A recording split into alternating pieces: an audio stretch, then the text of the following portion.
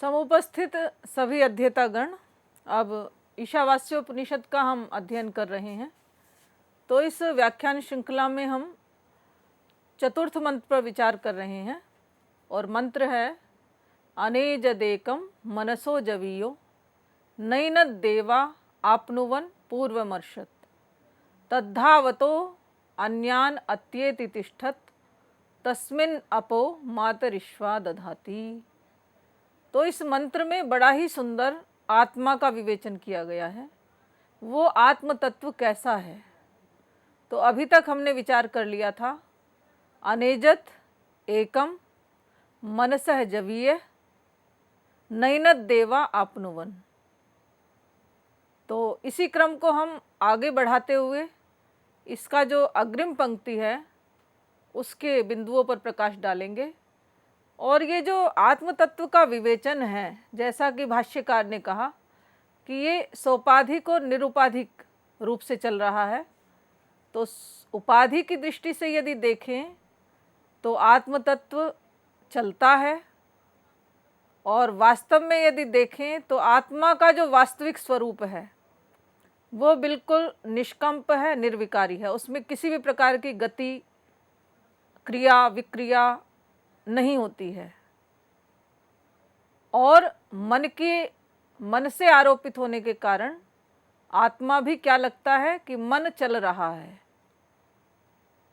और मन का चलना भी कैसा है? जो मन में विचार एकत्रित होते हैं, संस्कार एकत्रित होते हैं, और इसी जन्म के नहीं, पूर्व जन्मों की भी जो वासनाएं, संस्कार एकत्रित होती हैं, जो सोते हुए भी चलता रहता है, गति करता रहता है, और शरीर में रहते हुए ही जो अपने सभी इच्छाओं को पूरा करना चाहता है। तो ऐसे मन पर भी हमने विचार किया था, जो कि संकल्प और विकल्प रूप वाला है। सभी विचार संकल्प करते हैं और तुरंत ही अगले ही पल विकल्प भी प्रारंभ हो जाता है। तो इन सब बातों को ध्यान में रखते हुए हमने कुछ बातों पर विचार किया था, आत्म तत्व के स्वरूप को जाना था। और उसमें आया था नैनद देवा आपनुवन पूर्वमर्षत। देवता का अर्थ यहाँ पे हमने किया था, देव का अर्थ इंद्रियां। उस आत्म तत्व को इंद्रियां भी प्राप्त नहीं कर सकती हैं। इंद्रियों को उसका आभास मात्र भी नहीं है, क्योंकि इंद्रियां जो है बहुत बाहर है। उनसे भी अंतरंग कौन है? मन है। और मन से भी अंतरंग कौन है? बुद्धि है। और उस बुद्धि से भी अंतरंग वो आत्म तत्व है। तो सीधे सीधे जो है मन की गति को भी वो नहीं जान पाती हैं, तो आत्म तत्व की तो बात ही क्या। तो इंद्रियों से परे है, इंद्रियातीत है वह परमात्म तत्व। और इसी बात को आगे जोड़ते हुए कहा पूर्वम अर्षत, क्योंकि वह पहले से ही वहाँ पहुँचा हुआ है। वह आत्म तत्व इंद्रियों से भी पहले पहुँचा हुआ है। यहाँ पर अर्षत शब्द का प्रयोग आप देखेंगे तो अर्षत शब्द जो है ऋषि गतौ धातु से बनता है, लंग लकार में। ऋषति गच्छति, अर्थात जो गति करता है। पूर्वम यानी पहले। तो पूर्वम कौन? मन, इंद्रिय आदि। इंद्रियां अपने विषय की ओर दौड़ें, कितनी ही तेजी से दौड़ें, किंतु उनसे पहले भी कौन विराजमान होता है वहाँ पर? आत्म तत्व पहले से ही वहाँ पर पहुँचा हुआ होता है। तो कहने का तात्पर्य है कि आत्मा की सर्वव्यापकता। तो ये सब जो विशेषण और स्वरूप का बताया जा रहा है आत्म तत्व का, ये परमात्मा की सर्वव्यापकता को केंद्रित करके ही बताया जा रहा है।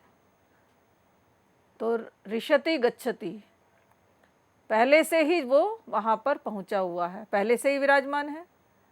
तो यस्मात् जवनात् मनसः अपि पूर्वम अर्षत पूर्वमेव गतम व्योमवद व्यापित्वात्। और कहा कि क्योंकि वह व्योम के समान व्यापक है।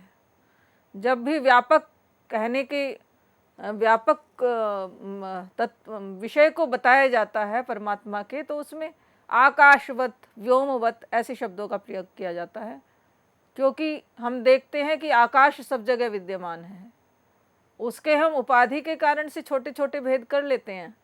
ये घटाकाश है, ये मठाकाश है, महाकाश है, किंतु आकाश तो सर्वत्र विद्यमान है।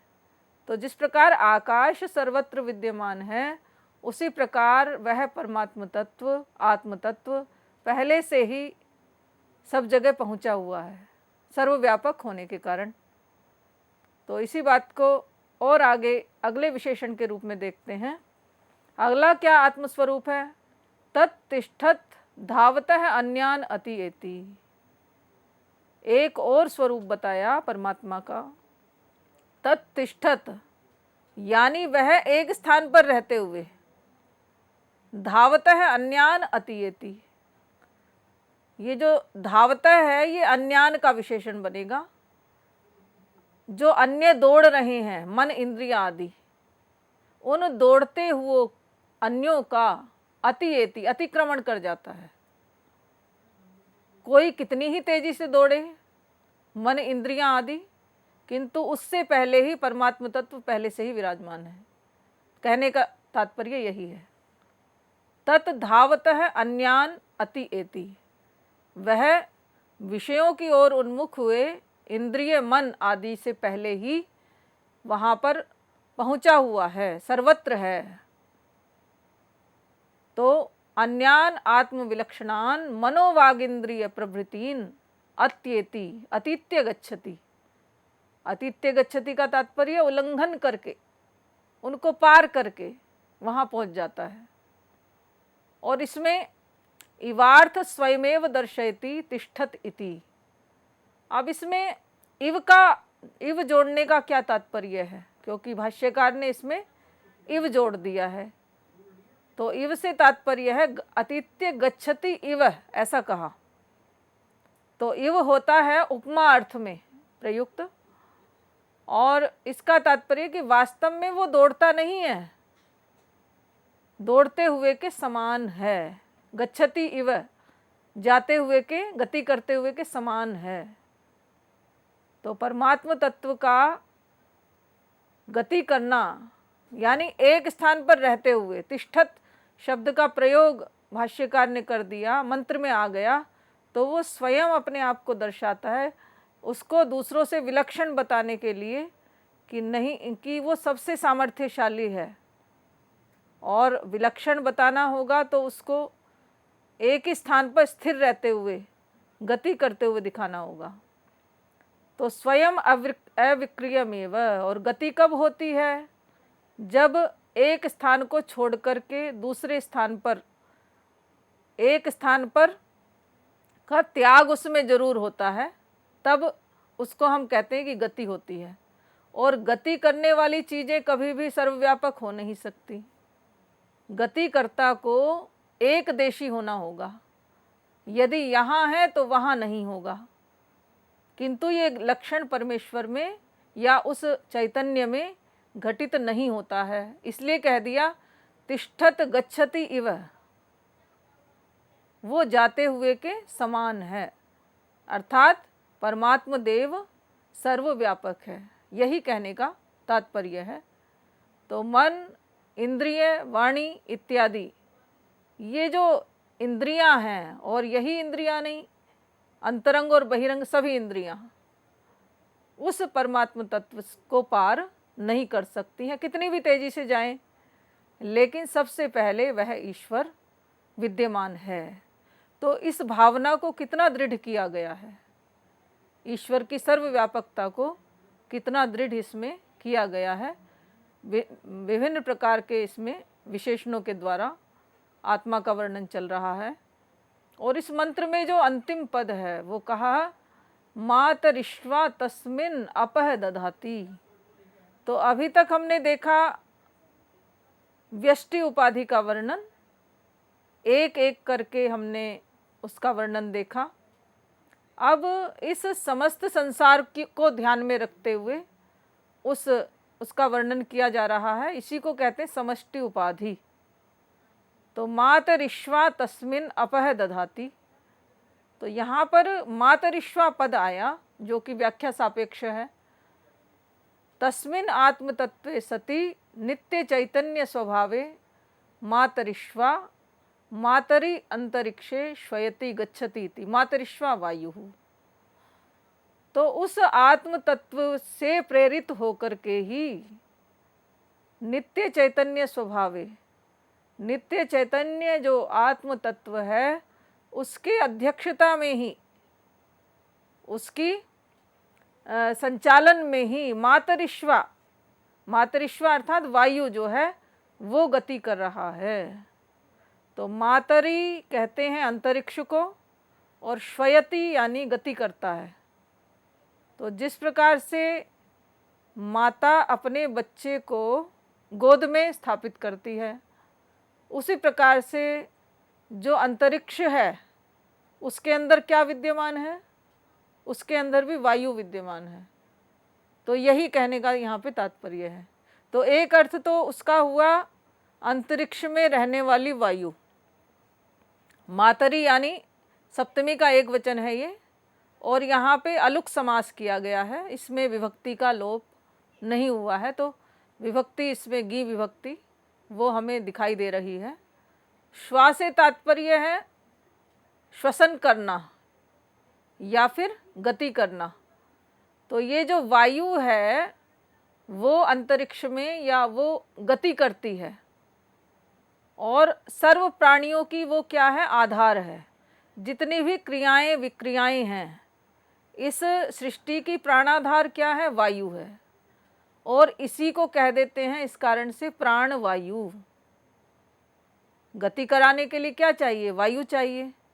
और सर्व प्राणभूत क्रियात्मको तदाश्रयाणी कार्य कारण जातानी, क्योंकि इस वायु के ही अधीन सभी प्रकार की क्रियाएं होती हैं, विक्रियाएं होती हैं, कार्य और कारण सभी इसमें उत्पन्न होते हैं।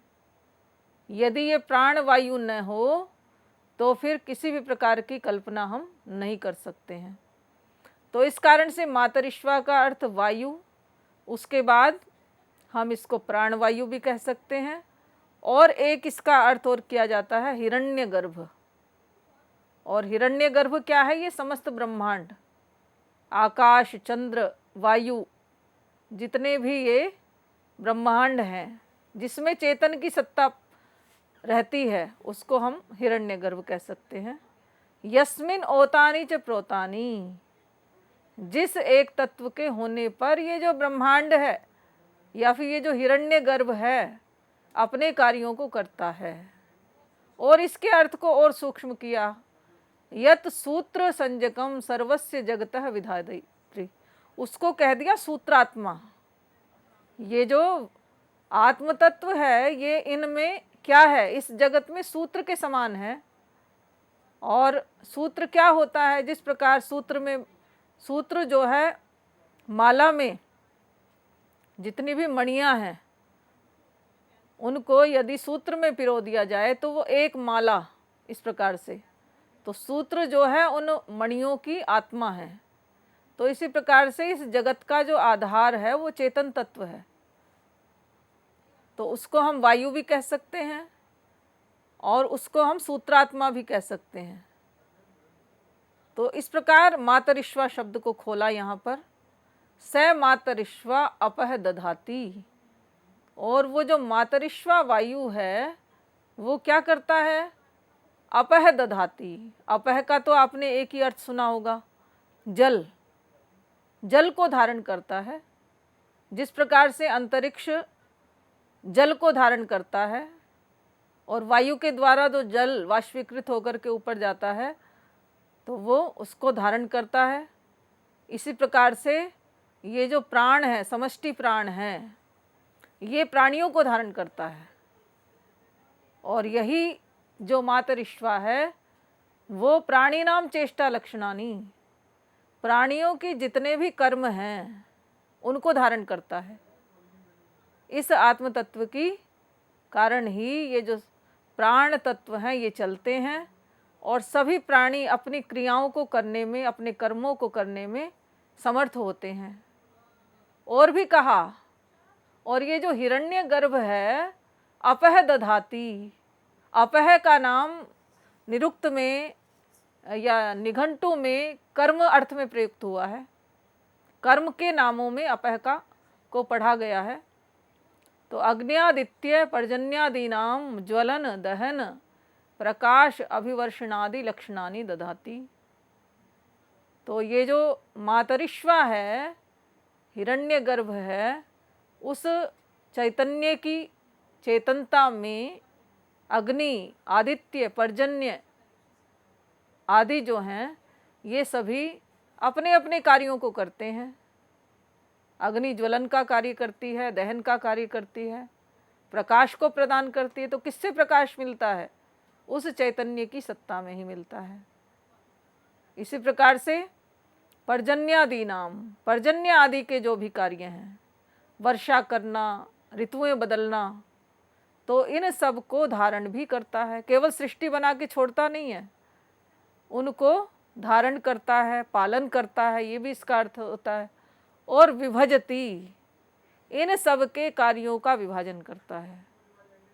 अग्नि जो है दाहकता की प्रतीक है, जल शीतलता का प्रतीक है, इसी प्रकार से सूर्य को प्रकाशित करना है, पर्जन्य को बरसाना है। तो ये जो कार्यों का विभाजन है ये किस सत्ता के द्वारा होता है? उस चेतन की चेतनता से ही होता है। वास्तव में अग्नि आदि का कोई भी सामर्थ्य नहीं है यदि उस चेतन का अधिष्ठान यदि प्राप्त इनको न हो। तो सबका आधार कौन है? वह चेतन तत्व ही इन सब का भी आधार है। बड़े से बड़े कार्यों को करने वाले अग्नि, आदित्य, वायु और छोटे से छोटा जीव भी यदि कोई कार्य करता है तो उस चेतन की सत्ता से ही करता है। विभजति धारयति इति वा, उनके कार्यों को वो विभाजन भी करता है और उनका धारण भी करता है। ये सृष्टि चल रही है, लगातार चल रही है, इसमें किसी भी प्रकार का विक्षोभ नहीं है। तो ये किसकी कृपा से हो रहा है?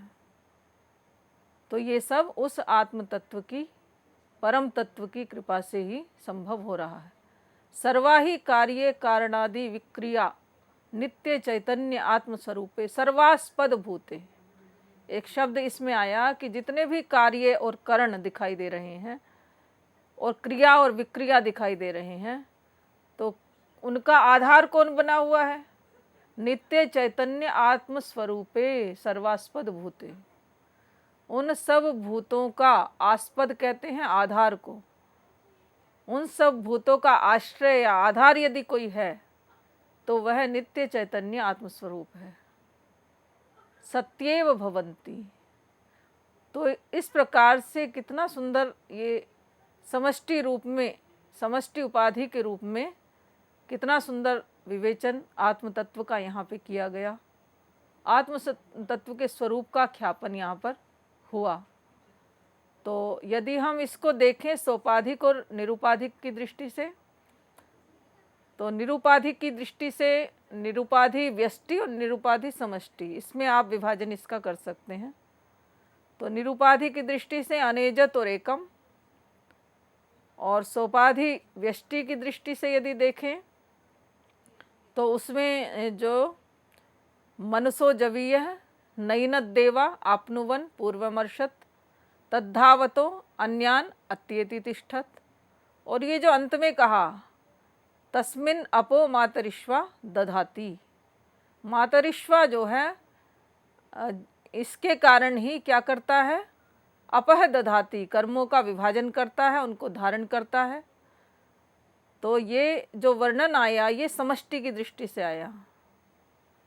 व्यष्टि यानी छोटा छोटा कर्ण, उस संसार का, इस जगत का छोटा प्राणी, छोटा कण। और यदि हम देखें सर्वांग दृष्टि से ये संपूर्ण संसार, संपूर्ण संचालन कैसे हो रहा है, तो हम इसको कह सकते समष्टि उपाधि। तो ये आत्मा का स्वरूप हमने इस मंत्र में जाना।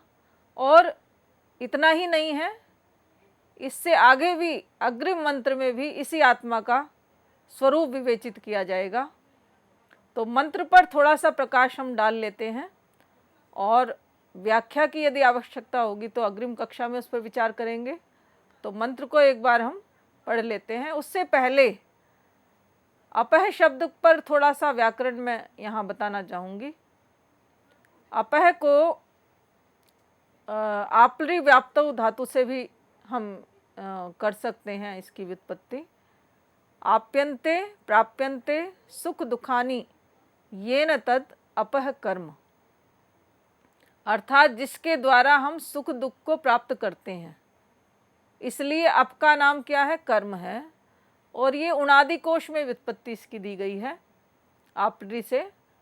और आपह कर्माख्यायाम, और आपस शब्द की, वास्तव में आपस शब्द है और उसको ह्रस्व करके अपस बन गया, और उसकी कर्म परक व्याख्या की गई है उणादि सूत्र में। और कर्म में असुन प्रत्यय करके, कर्म अर्थ में आपस को असुन प्रत्यय किया, आपह शब्द को, तो आपस बन गया। अप धातु से असुन प्रत्यय किया तो आपस बन गया, और उस धातु को ह्रस्व करने पर अपस, ये नपुंसक लिंग का शब्द बनता है, जिसका अर्थ होता है वैदिक शब्दों में यदि हम देखें कर्म। तो अपह के कितने अर्थ हुए? एक अर्थ हुआ इसका जल, एक अर्थ हुआ कर्म। और कर्म का जो के साथ अपस का क्या संबंध है? वास्तव में क्या इनका संबंध है आपस में? जल का और कर्म का संबंध है, वास्तव में है। और एक स्थान पर तो ये कहा गया कि अपह का संबंध प्राण से भी है। छांदोग्य उपनिषद में कहा गया है आपोमय प्राण है। ये प्राण क्या है?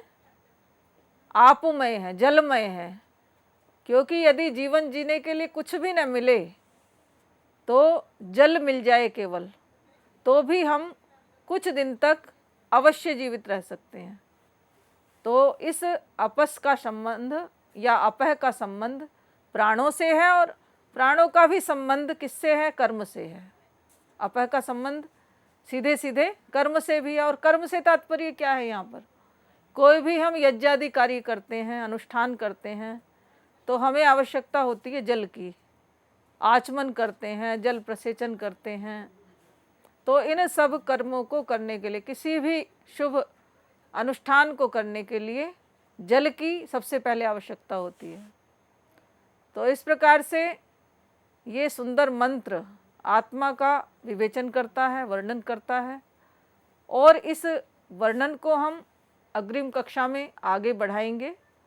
तब तक के लिए आप इसको हृदयंगम कीजिए। सभी का बहुत बहुत धन्यवाद।